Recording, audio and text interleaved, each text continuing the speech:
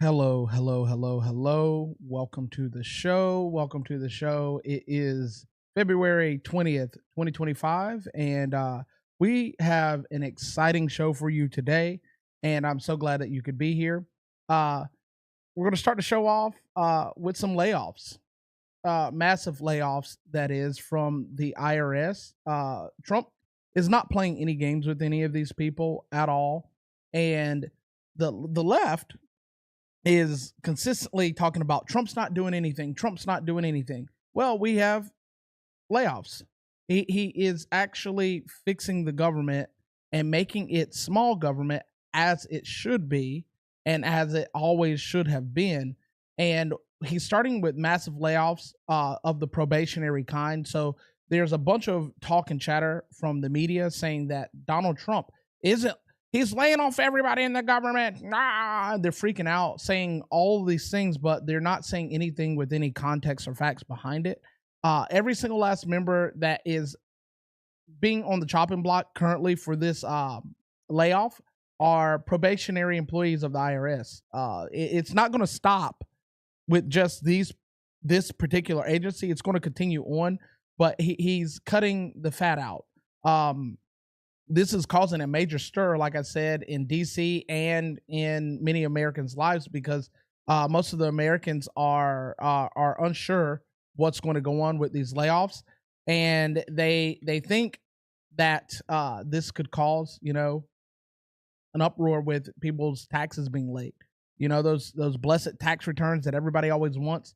It would be advantageous for us to not have to worry about these tax returns at all, in all honesty, but people want these things because they think they need these things, and it's not what they think it is. It really is not what they think it is. But Trump is cutting out the fat from the government to make your pockets better, essentially. And if we can get rid of the fat and focus more on taxing people outside of our country instead of those inside of our country, then more money stays in your pocket. It was never intended for us to be in the pathway that we're in currently. And the IRS is an entity that is not like any other. And we just saw in under Biden's administration him hire 87,000, not one, not 200, but 87,000 individuals within the federal government, and specifically for the IRS, and they armed them. And I know people saw the pictures that was released all around media saying that, hey, these people are, a part of the people that are going through this process to become a part of the federal government and a part of the IRS to make it more safe for you. Why are you arming these people? They're not law enforcement, so why did they need to be armed? And I remember the one where the little dude was in the wheelchair, and I'm thinking to myself, what is he going to do? He's in a wheelchair, and I'm not being ableist by any means, shape, form, or fashion. But you roll up on me in a wheelchair, talking about you need your money for the federal government. I'm just going to run around you and flip your wheelchair. Problem solved. So not only did the IRS beef up its DEI under Joe Biden, it also beefed up the fat, because what a lot of people don't understand is when it comes to the IRS, they are not well, any federal government entity that takes money from us, they are not producing for the economy. They are producing for themselves and only themselves. They are takers. And I think a lot of Americans don't understand that. But a lot of people are worried about their tax returns this year overall, as you can see here on the screen. And this is what the media is running with is, oh, taxes are going to be late this year or delayed until the end of next year, because they're fear mongering. And this is all they ever do is they fear monger. And today they began with 6,000 on the chopping block. And this is a good thing. This is a beautiful thing. Your tax returns probably more than likely will not be affected. I don't believe that they're even going for those particular members of the IRS that do process tax returns. But however, they are going for those 87,000 that are just there wasting your money, armed, that could actually actively come after you if you aren't paying your taxes. but we won't get into that too deep. In other news, the military ain't playing no games either, baby. As you can see here, they will no longer be taking care of the trans agenda. The Army is starting off very, very strong with this. There's more to this than a lot of people understand, but they send out letters letting people know that they're no longer going to be taking people in that are trans. Thank God, because we already look like a laughing stock to begin with the military video we put out to show our power, and they got people that are two moms, two dads, people doing stuff with their family. That's not showing any military prowess or dominating power. That's showing family for what? The military's purpose is to fight, and having a bunch of fugazi people running around getting their wing dang doodles chopped off or their clam purse sewed up is not a way to instill fear into our enemies or anyone for that matter. It's just like, why do we have this inclusive nature? So if you're enlisting into the military and you happen to be trans, you're not getting your surgeries paid for anymore. The Army is not putting up with this crap anymore, as you can see here. And then this is one of the particular letters that were sent out. The Department of Education is doing the same thing. They sent this out to 50, not one, not two, not three, but all 50 states, letting them know, hey, you're going to get rid of those DEI programs and all this other stuff. And we're no longer use this language that makes people feel included. Going on here, we can see with the libs of TikTok telling it all. This is the letter that they received. And it's crazy to me that people think that we should be inclusive, especially when it comes to our military alone, because the military is designed to protect the homeland. I don't care about your inclusion. And I'm also glad that this is happening in the schools too, because now we don't have to worry about our children being indoctrinated of any kind. The school's purpose is supposed to be to teach so kids can learn, not to instruct so that they can follow suit. And here is another look at another letter, which you can see with your own eye holes right here. And this is what's going on. Donald Trump has gotten into office and he is not playing any games. And they're issuing these letters, hey, to let them know that we're not playing games with you anymore. This stuff needs to change. We need to have some normalcy. And what we were under was not normal, and nor were we respected by anyone. So if you're listening to the Army, you ain't going to be able to get your surgeries paid for. You're not going to be able to get your medication. You're not going to be able to get your care. So don't go into the military to waste taxpayer money on your cosmetic surgeries. Essentially what it is, because after you get that surgery for the next 2 years, you're essentially not usable. And it's finally good to see the military look stronger. The Army is starting it off strong. I wonder if the other branches will follow suit, or if they will kowtow to the agenda. It really and truly, all of them should follow suit so we can, be strong again. We've been very weak for a very long time. The big thing on this though is how the trans will respond. I'm pretty sure there will be outrage, and once this goes, global, we will see all of these people lose their ever-loving canoodle, making videos, screaming, cutting their hair, cutting themselves, something to make a statement in the military. And I wouldn't be surprised if you see people actually causing harm, physical harm to themselves or ending their lives to make a statement against how the military and the federal government is making them feel. But it's not about feelings, it's about fighting. And if we can't fight at 100% strength, what are you doing in the military? Our military is only as strong as its weakest link. That is actually biblical in itself, that we must lift up our lowly so that they can fight strong. And you can't fight strong if you're nursing an open wound that smells like copper and nickel. I said what I said. I take that. I don't take that back, because it's the truth. We are the laughingstock of the world. We're the laughingstock of the world when it comes to military prowess, and now we're finally getting back on top. And I'm glad to see the schools are following suit, especially on military bases, and now even in non-military schools, we're seeing this happen, where kids are going to be able to be normal and not be gaslit into being something that they're not. In other news, egg prices. Egg prices. They're worried about the egg prices. There's this whole calamity over the egg prices, and eggs are a commodity that everybody needs and loves and uses. But why are we so enthralled with the idea of egg prices being so high and not looking into why? I want you guys to always engage with the why, the what, the who. And if you're not engaging at that level, you're not doing your due diligence as a human being in general, not even an American, a human being in general, in knowing what is going on. You're just perusing through life, allowing others to dictate how you think, how you see, how you feel, how you believe. And that's not how life is supposed to be. But egg prices are high due to the fact that there was a bird flu that broke out. They killed so many chickens. So that's going to make the price go up a little bit. Then you have the issue of salmonella outbreak. That's going to cause the prices of eggs going out. And it was salmonella specifically in birds, more specifically chickens, because those are the ones we care about the most, right? So if those things are happening, those prices are going to go up. And then we have stuff like this. Crashes. Precious gold, Yoki filled gold, gone in an instant.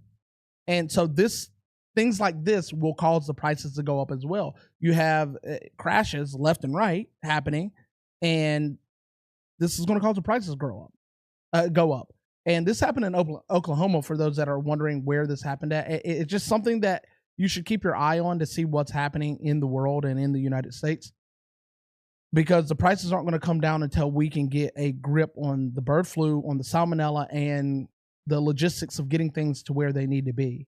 And it's not anything to do with Donald Trump being in office that this is the problem. It has extenuating circumstances that has nothing to do with him overall, because he's not driving these semis and flipping them. And that is what it is. Moving on to AP News. AP News has been banned from the Oval Office and Air Force One, and the Democrats and liberals are losing mind. Freedom of speech, freedom of speech. But is it really a breach of the First Amendment? Are you going to believe that? It is them not being able to go to the White House and sit in on a press release and hold their phones up and point it towards the camera and towards the speaker and ask questions, a real breach of your First Amendment right.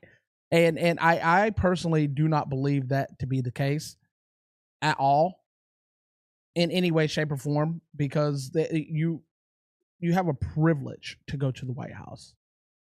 It's a privilege to be on Air Force One. This is not something that is a right. They don't have to let you on at all. They could live stream, being that we're in the modern age, they could live stream everything without you ever being there. Kind of like how you guys are watching me now.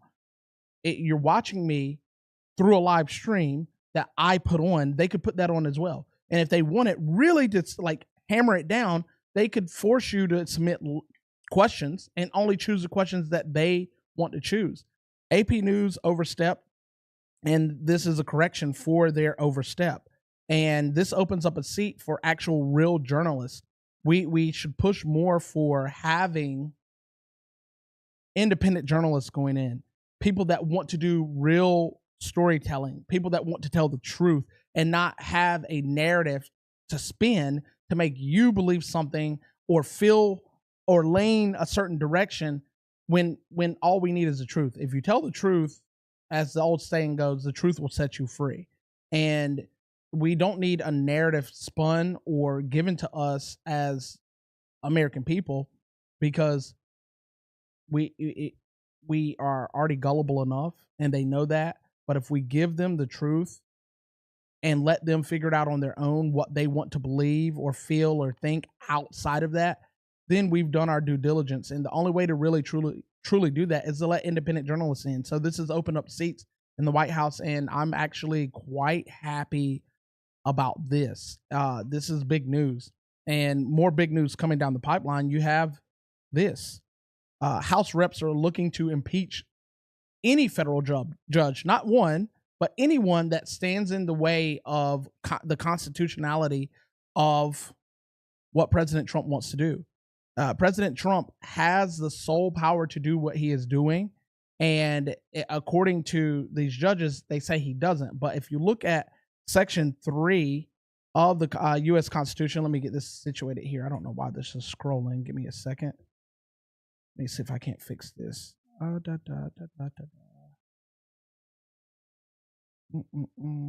it's not supposed to be scrolling. Boo, boo, boo, boo, boo, boo. Give me 1 second. Turn that off. And Yahtzee. So moving on to the portion of Section 3, Article 3, Section 2, or Article 2, Section 3, my apologies. It says, he shall take care that, not me not being able to read what I have on the screen here. Give me 1 more second.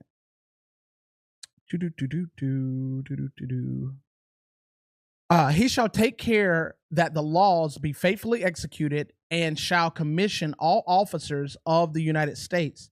This is what gives him the constitutionality to do what he's doing.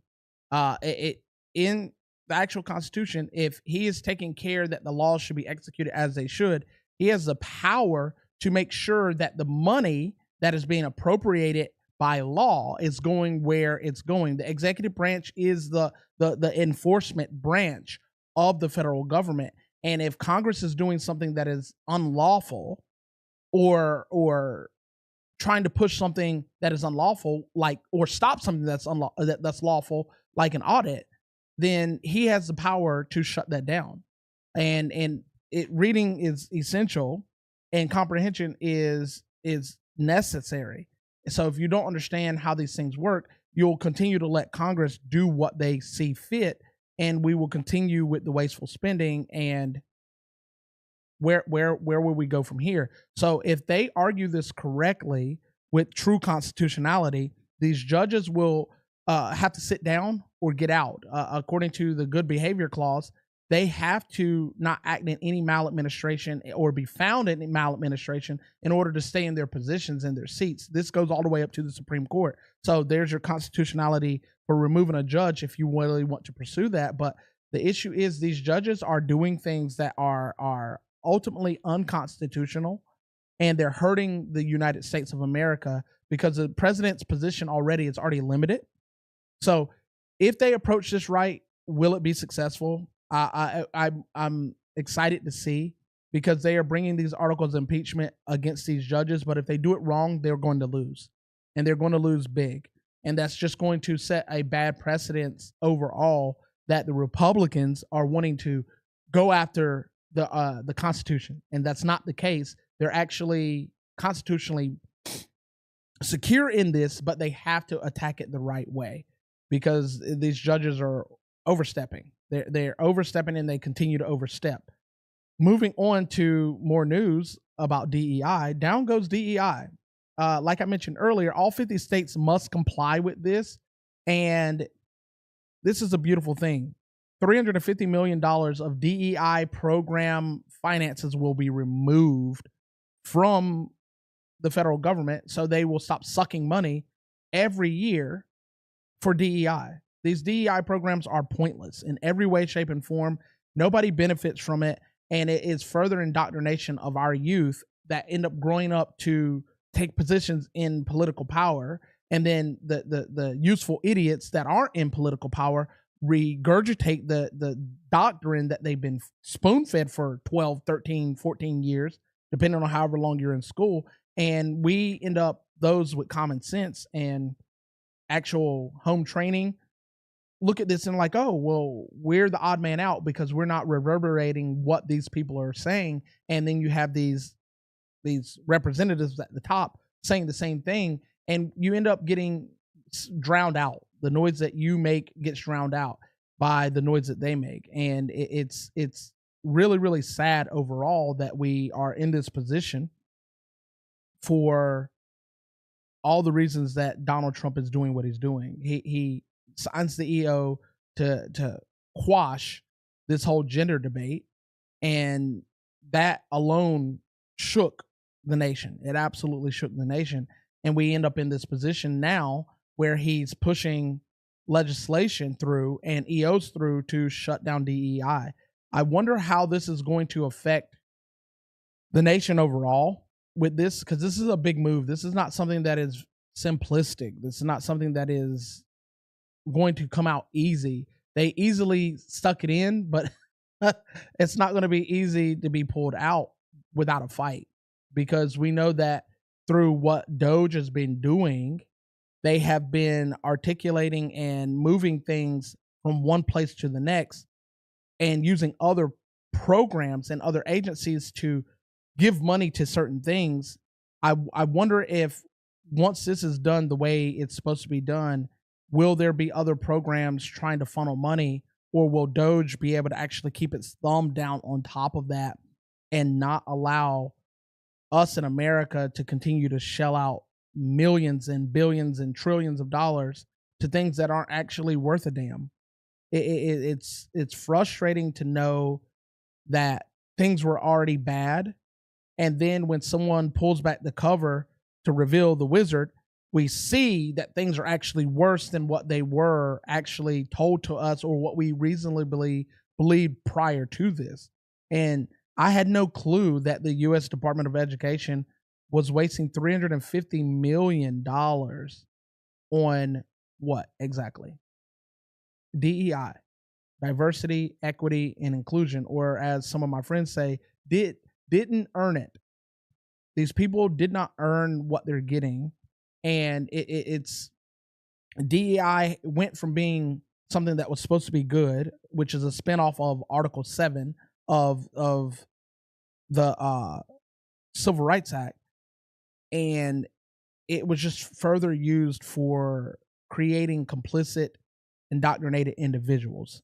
And now we are at this point in time where people want to defend something that is actually hurting them, and CRT is wrapped, intertwined in this in every way, shape, and form. You have white kids with their white fragility. You have these black kids that are having this revisionist history being told to them through these DEI programs, and they're trying to put people down and say, oh, well, the white man got me here, and we need to take it back through equality. What equality? Or equity, sorry. What equity? You're saying that you need to take from someone else that earned it to give to someone that didn't earn it. What equity is that? You can't be like Robin Hood, taking from the rich and giving to the poor, because that's going to make the rich mad. And then all you're going to do is incentivize those poor, who are now richer but still not rich, to try to lord over the previous rich, and you're going to create more of a divide. And this is what direction this, if allowed to continue, DEI was going to head into.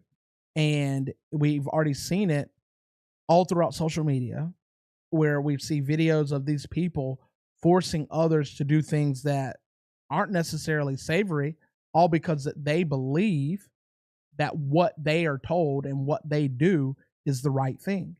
And in all actuality, it's not. I watched a video the other day of these inmates in prison because of Black History Month. You had several Black inmates, or what America calls Black or African American inmates, with several Caucasian inmates on dog collars and leashes. And they were like kicking them and jerking them. And how degrading is that? I mean, I understand that prison's a whole different world, but to see, what if that was your father that was on a leash? What if that was your father holding the leash? I mean, does that make you feel good about the one holding the leash, and feel bad about the one on the leash? We have to do something, because this is getting out of hand to the point where certain people think that they're owed something that they didn't earn. And it's really affecting the stability of the United States of America. I paint the picture of this all the time. If the people that are rich, that create the jobs, leave, who's going to take their place? If the people that are rich that create the jobs leave, who's going to get taxed? The rich already pay 80% of our overall tax by themselves. They don't technically need us at all. And we are the lower 11%. The top 10% pay 80% of all taxes in the United States. And people think that they should pay more. And this is completely a DEI mindset to think that people that work their butts off to get where they are, to do what they do, should take care of you, who didn't do anything, who barely passed the bar. And we have the conversation all the time of what DEI really is. A lot of people think that it's something that it's not. They think that people on the right side, people think that, oh, these people aren't qualified. On the left side, the people are qualified, but it's helping people of a certain skin color. But truthfully, everybody that are getting these jobs, for the most part, because there are some instances where they're not, are qualified. The difference is some are qualified here, others are qualified right here. Here's the line of qualifications. They just get their nose above that line to say that they're tall enough to ride the ride. And because they meet a certain criteria, they're handicapped, they're gay, they're black or brown, and they get the job over the other person that's qualified. It doesn't matter if they're, gay or not, if they're overqualified. It doesn't matter if they're black or not, if they're overqualified. It doesn't matter if they're, white, if they're overqualified. It's going to go to those that are barely over the bar of qualifications, and they're going to give that person the job. And I always take it from the perspective of this.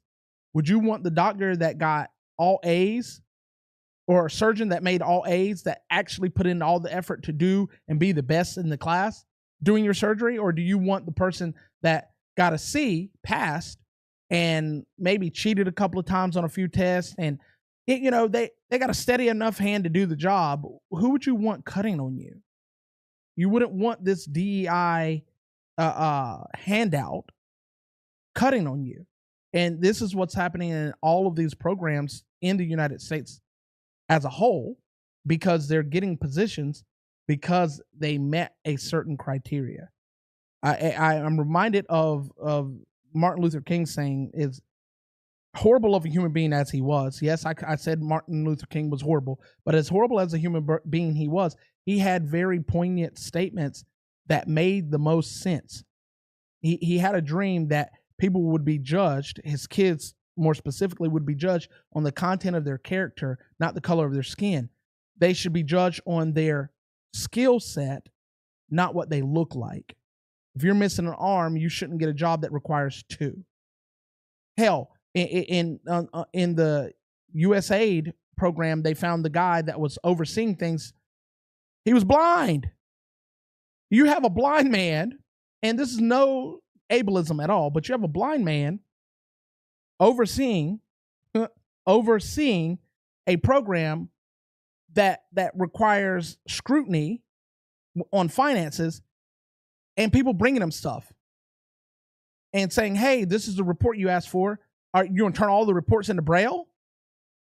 I know it seems like I'm being insensitive, but it's factual. Why do you have a blind man overseeing anything? And the joke's there, he can't see, but he shouldn't be in that position.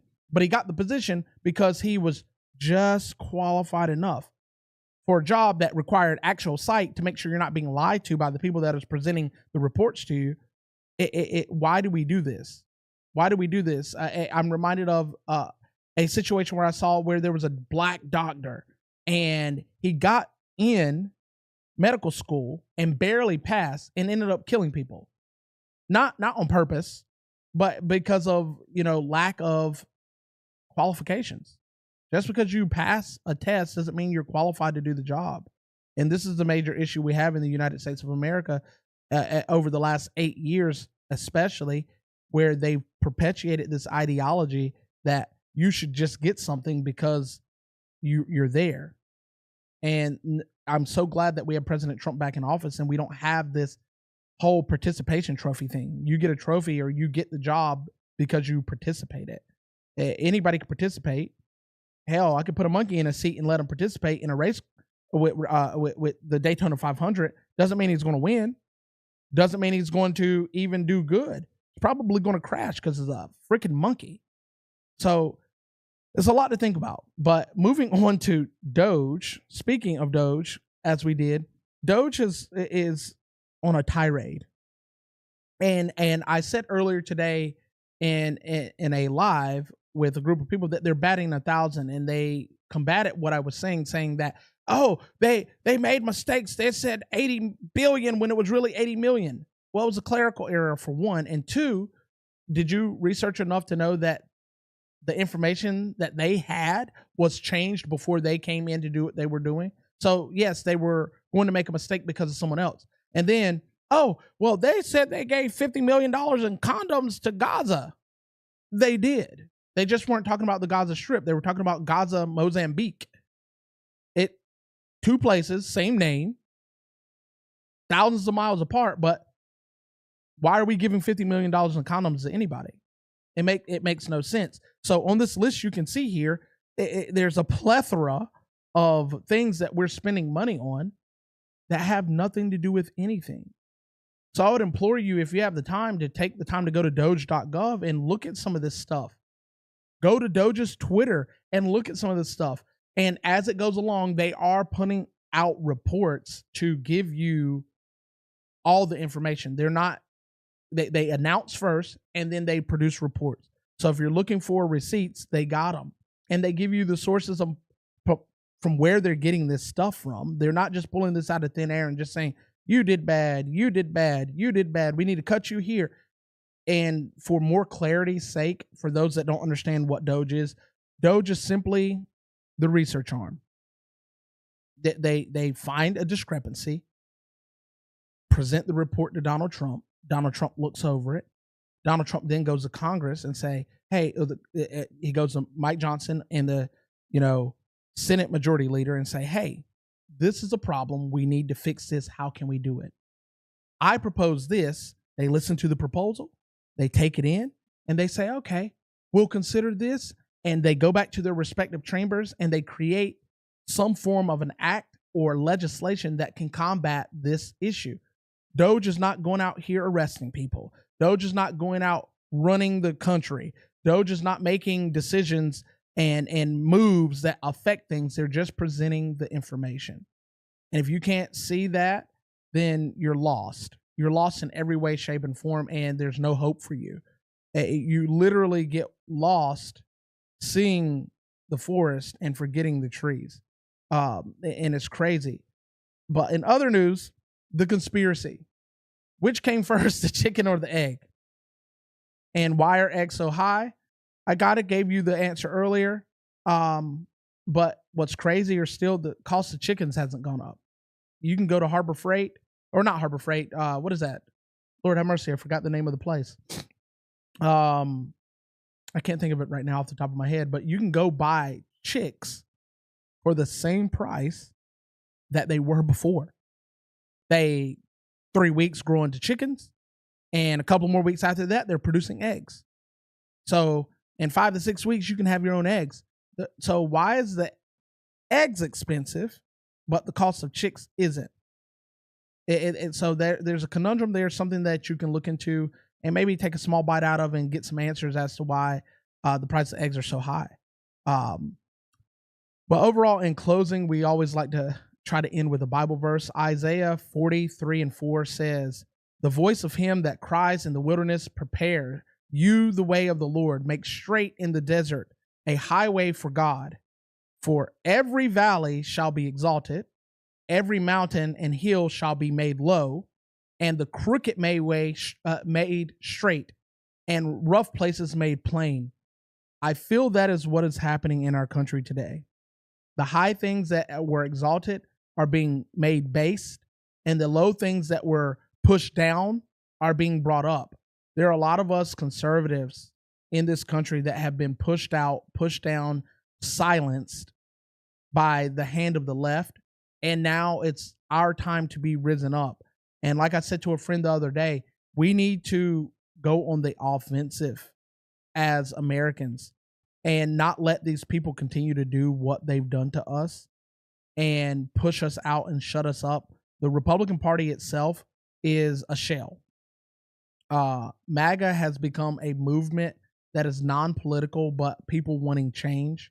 And that's why I wear the hat. I don't wear it because it's Donald Trump. I don't wear it because it's Republican, because the Republicans are trash. And they've tried to take over this movement. And if we want to fix things, we need to go on the offensive and restructure the Republican Party into what it once was, because it's no longer what it once was. So make sure that you don't miss the forest for the trees and that your eyes are always open. I will see you guys next week. I definitely appreciate you for joining me.